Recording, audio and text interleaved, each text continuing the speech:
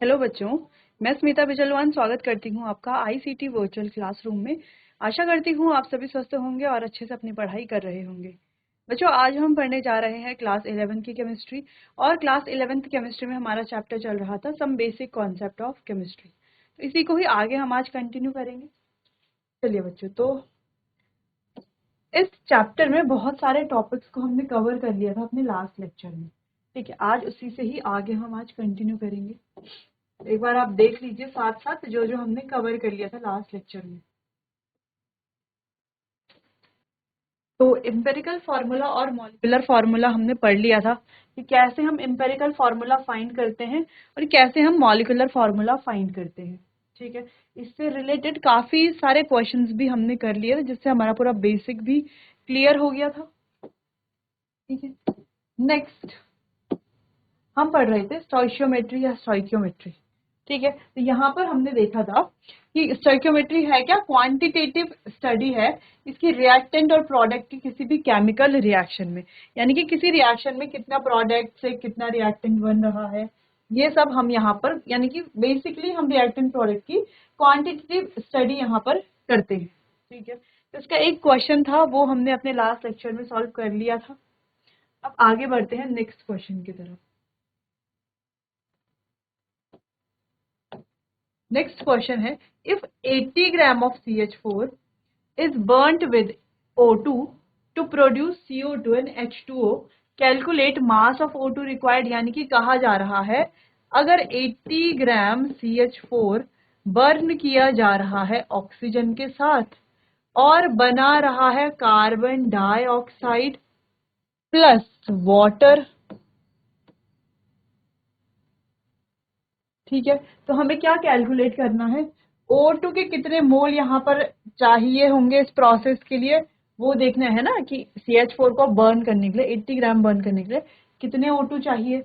दूसरा दूसरा CO2 का कितना वॉल्यूम यहाँ पर प्रोड्यूस हुआ और H2O का कितना मास यहाँ पर प्रोड्यूस हुआ। ठीक है, अब हमें पता है स्टोइकियोमेट्री के लिए हमें क्या करना पड़ता है, सबसे पहले चेक करना है कि रिएक्शन जो है वो बैलेंस्ड है या नहीं है। ठीक है, तो आप देख करके बता सकते हैं कि रिएक्शन बैलेंस्ड है या बैलेंस्ड नहीं है। ठीक है, तो देखो यहाँ पर क्या रिएक्शन बैलेंस है, एक कार्बन इधर है एक कार्बन इधर है। ठीक है, दो ऑक्सीजन इधर है दो ऑक्सीजन इधर है। ठीक है, इधर है 4 हाइड्रोजन, लेकिन इधर तो 2 ही हाइड्रोजन है, तो यहाँ पर अगर 2 लगा दें तो अब हो जाएंगे हाइड्रोजन बैलेंस। लेकिन अब यहाँ 2 और 2 4 ऑक्सीजन हो गई, तो यहाँ पर अगर हम 2 लगा दें, ठीक है, तो क्या हो जाएंगे 4 ऑक्सीजन इधर हो जाएंगे।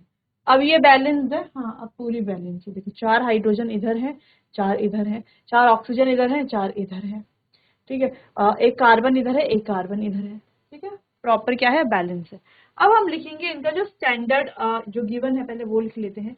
गिवन क्या है, दे रखा है हमें 80 ग्राम CH4, फाइंड करना है कितने मोल O2, मोल में फाइंड करना है। ठीक है, वॉल्यूम CO2 का वॉल्यूम लीटर्स में आएगा, लीटर में फाइंड करना है। और H2O का मास ग्राम में आएगा, ग्राम में लिखना है। ये सब हमें फाइंड करने हैं। तो इसकी क्या ट्रिक हमने पढ़ी थी जिससे हम बहुत इजीली फाइंड कर सकते हैं। देखो सबसे पहले तो हमें लिखना है स्टैंडर्ड मास क्या गिवन है। ठीक है, देखो सबसे पहले सबकी हमें स्टैंडर्ड वैल्यू लिखनी है। चल स्टैंडर्ड भी हम, जैसे यहाँ पर मास गिवन है तो उसके स्टैंडर्ड मास लिखेंगे, यहाँ पर मोल निकालना है तो इसके स्टैंडर्ड मोल लिखेंगे, यहाँ पर लीटर में वैल्यू निकालनी है तो स्टैंडर्ड किस में लिखेंगे, वॉल्यूम में लिखेंगे। यहाँ पर स्टैंडर्ड मास, यहाँ पर मास निकालना है तो मास ऊपर क्या लिखेंगे, स्टैंडर्ड मास लिखेंगे। ठीक है, तो यहाँ पर अगर हम देखें कितना हो गया, 12 प्लस 4 16 ग्राम, क्या हो गया 16 ग्राम। अब ऑक्सीजन की बात करें तो मोल लिखने, तो कितने मोल यहाँ पर है, 2 मोल स्टैंडर्ड। ठीक है, CO2 की बात करें तो यहाँ पर वॉल्यूम कितना लिखेंगे, 22.4 लीटर्स। और H2O की बात करें तो मास यहाँ पर मास में लिखेंगे, कितना हो गया 18 टू जा 36 ग्राम। चलो तो सॉल्व कर लेंगे क्या अब इसके बाद से, तो देखो आसानी से सॉल्व कर लेंगे। पहला है 1 2 3, तो चलो फर्स्ट हमें सॉल्व करना है मोल ऑफ O2 रिक्वायर्ड।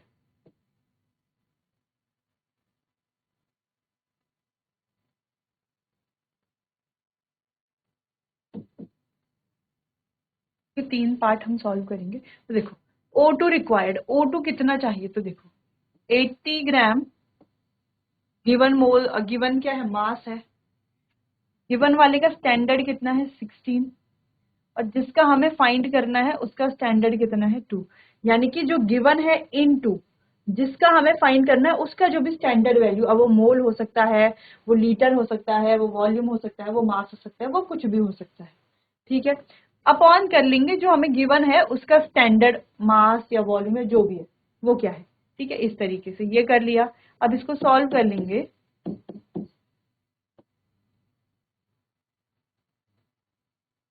क्या आ गया 10 मोल, तो आंसर क्या आ गया 10 मोल। ठीक है, यानी कि 80 ग्राम O2 के कंप्लीट कंबशन के लिए या कंप्लीट रिएक्शन के लिए हमें चाहिए 10 ग्राम मोल। ठीक है, सॉरी 10 मोल, कितने चाहिए 10 मोल ऑफ O2। क्लियर है, चलो पहला वाला तो हो गया।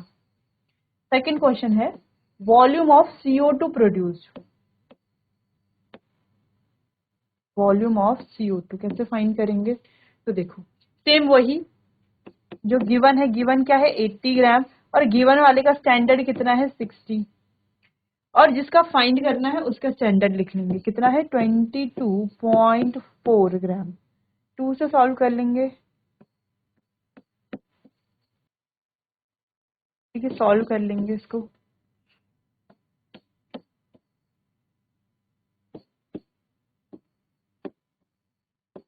ये आ गया 112 लीटर्स।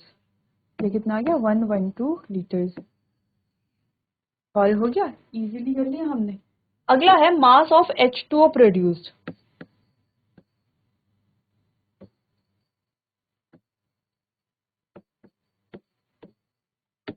तो H2O का जो मास है वो भी सेम ऐसे ही निकालेंगे, जो गिवन मास है अपॉन गिवन वाले का स्टैंडर्ड मल्टीप्लाई कर लेंगे, जिसका हमें निकालना है उसका स्टैंडर्ड। तो H2O का निकालना है तो उसका स्टैंडर्ड कितना है 36। ठीक है, सॉल्व कर लेंगे।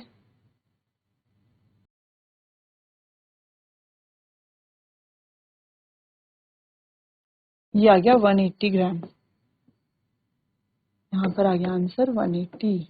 तो बहुत इजीली हमने ये फाइंड कर लिया, है ना, आसानी से फाइंड कर लिया, इजीली, बहुत इजी तरीके से। क्लियर है इतना, चलिए तो ये आप नोट कर लीजिए। चलिए क्लियर है ये क्वेश्चन, आगे बढ़ते हैं। अगला क्वेश्चन है, चलो, the number of moles of CHCO3 whole twice required to prepare 1.50 moles of CO2। तो CO2 के मोल्स दिए हुए हैं, यहाँ पर गिवन है 1.50 मोल्स CO2 के। ठीक है? तो हमें इसके मोल निकालने हैं। इसके मोल फाइंड करने हैं। तो कैसे फाइंड करेंगे, बहुत इजी, हमने देखा कि सबसे पहले स्टैंडर्ड वैल्यू लिख लेंगे।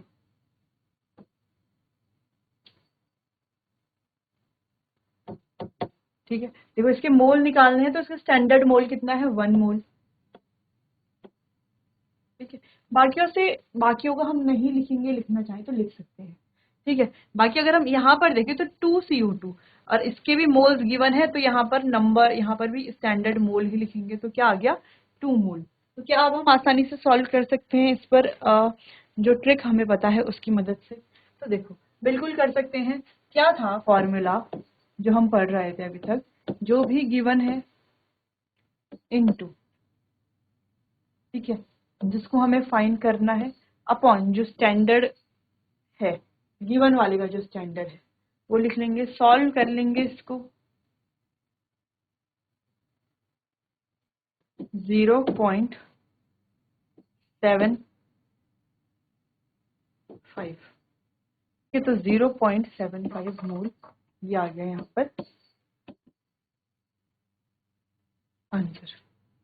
क्लियर है, चलिए तो काफी इजी था ये वाला क्वेश्चन भी, नोट कर लीजिए इसको।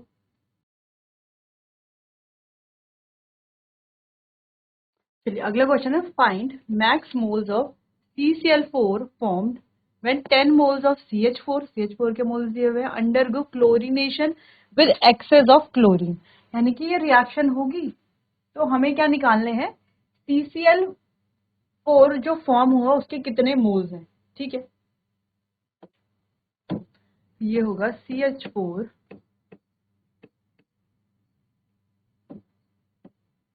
तो इस क्वेश्चन को एक बार आप खुद से ट्राई कीजिए। पहले आप रिएक्शन लिखो, ठीक है। CCl4 प्लस HCl फॉर्मेशन होगा, ठीक है। HCl फॉर्मेशन जब हो जाएगा, यहाँ पर कुछ इसके तो आपको गिवन है, बाकी आप क्या करोगे, स्टैंडर्ड लिख लोगे। स्टैंडर्ड लिखने के बाद आप क्या कर लोगे, आसानी से सॉल्व कर लोगे। ठीक है, तो एक बार आप खुद से ट्राई कीजिए इस क्वेश्चन को।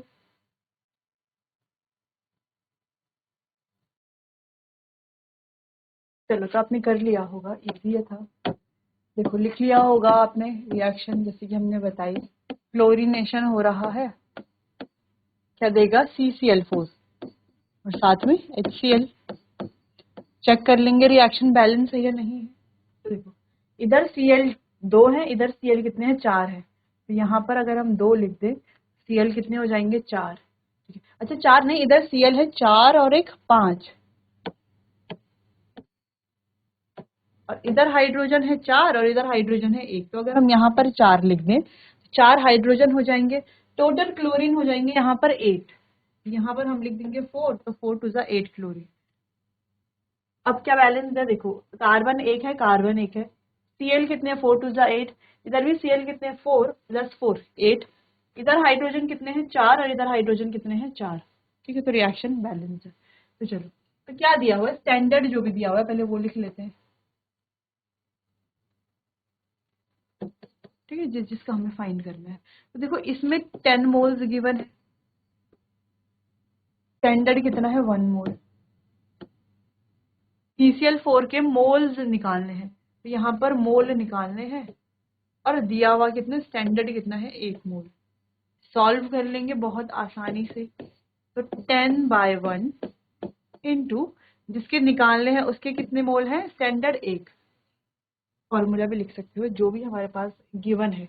अब वो मोल है, वो मास है, वो वॉल्यूम है, वो कुछ भी हो सकता है। वो लिखना है अपॉन उसका जो भी स्टैंडर्ड मोल है, मास है, जो भी गिवन है। ठीक है, अगर मोल गिवन है तो स्टैंडर्ड मोल और जो गिवन मोल है वो लिखेंगे। और वॉल्यूम गिवन है तो गिवन वॉल्यूम और स्टैंडर्ड वॉल्यूम लिखेंगे। अगर मास गिवन है तो स्टैंडर्ड गिवन मास और स्टैंडर्ड मास लिखेंगे। तो जो भी गिवन है उसके हिसाब से हम यहाँ पर लिखेंगे। ठीक है, इनटू फिर मल्टीप्लाई करेंगे उसका जिस जो हमें फाइंड करना है। जैसे यहाँ पर CCl4 के मोल्स फाइंड करने हैं, तो इसका जो स्टैंडर्ड मोल है वो हमने लिखा। अगर CCl4 का मास फाइंड करना होता तो इसका जो स्टैंडर्ड मास होता वो हम लिखते। CCl4 का वॉल्यूम अगर फाइंड करना होता तो इसका जो स्टैंडर्ड वॉल्यूम है वो हम लिखते, उसी का मल्टीप्लाई करते। ठीक है, तो यहाँ पर ये बहुत इजी सॉल्व हो गया, आंसर आ गया 10 मोल। ठीक है, आंसर क्या है, 10 मोल। कितने बनेंगे CCl4, 10 मोल CCl4 यहाँ पर बनेंगे। क्लियर है। चलो, अगर आपने नहीं किया था तो आप इसको देख लो, एक बार नोट कर लो।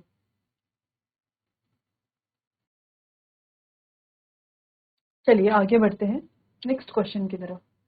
अगला क्वेश्चन है, volume of O2 at STP standard temperature pressure. ठीक है, for the complete combustion of 4 gram of CH4। तो 4 ग्राम ऑफ CH4 में वॉल्यूम ऑफ O2 कितना रिक्वायर होगा। ठीक है, तो चलो रिएक्शन हमें पता होनी चाहिए, हमें तो पता ही है ये रिएक्शन बहुत कॉमन है, CH4 plus O2 gives CO2 plus H2O। ठीक है, तो ये रिएक्शन हम बहुत पहले से भी पढ़ते आ रहे हैं। ठीक है, चलो अच्छा, अब यहाँ पर आपको रिएक्शन देखने की, रिएक्शन बैलेंस है या नहीं है। तो देखो इधर हाइड्रोजन है 4, इधर 2 ही है, तो 2 यहाँ पर लगा देंगे। अब ये हो गई बैलेंस।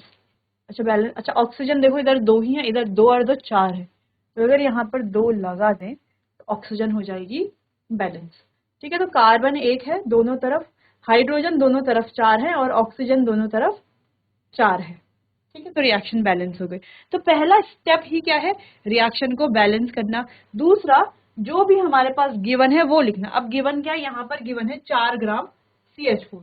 तो CH4 का मास गिवन है 4 ग्राम, और फाइंड क्या करना है, O2 का वॉल्यूम फाइंड करना है, लीटर में ही होगा, ठीक है, वॉल्यूम। अच्छा, इसके बाद क्या करना था, इसके बाद हमें लिखना है स्टैंडर्ड जो भी है, ठीक है, तो स्टैंडर्ड लिख देंगे।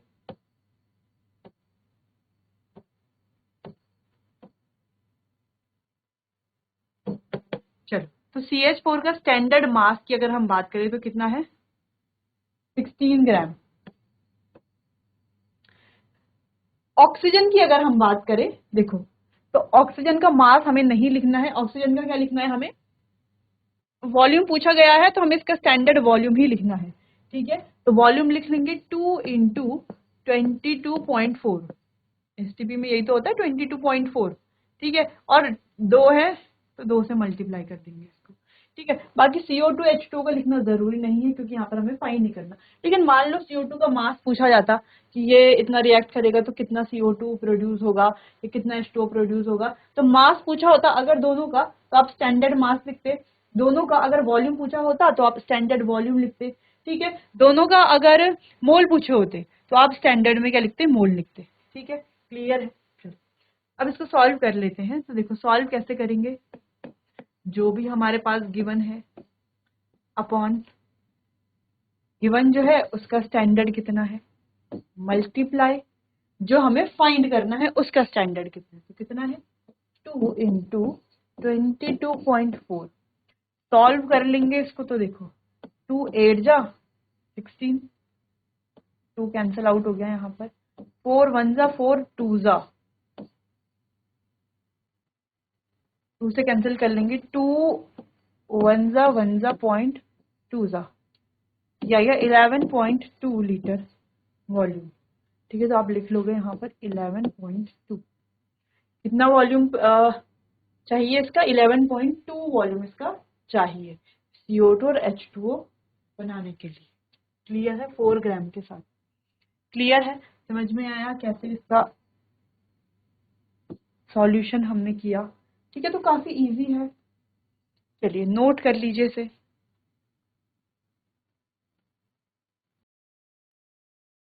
चलिए आगे बढ़ते हैं, अगला क्वेश्चन है the number of moles of oxygen obtained by electrolytic decomposition of 90 gram water, यानी कि इसका डिकम्पोजिशन हो रहा है, gives H2 plus O2,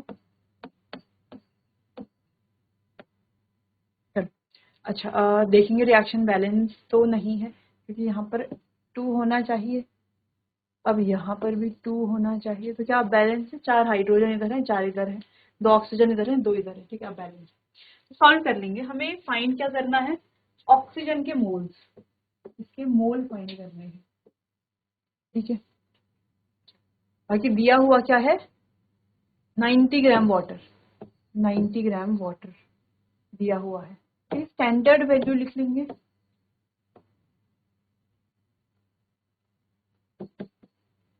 eighteen to जा 36, बाकी यहाँ पर मोल पूछा हुआ है तो इसका मोल लिख लेंगे, यहाँ पर तो है 1 मोल, सॉल्व कर लेंगे, सॉल्व करने का वही तरीका है बहुत इजी सा, जो गिवन है उसका जो भी स्टैंडर्ड गिवन यानी कि given mass upon standard given वाले का मल्टीप्लाई कर लेंगे, किससे, जिसको हमें फाइंड करना है उसके स्टैंडर्ड से, तो मल्टीप्लाई हो जाएगा 1 से, सॉल्व कर लेंगे इसको,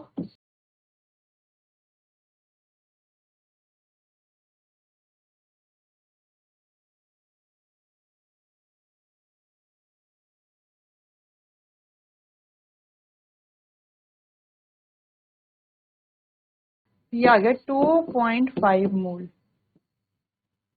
आ गया 2.5 मोल, तो ये हो गया हमारा आंसर, क्लियर है, चलो नोट कर लो इतना।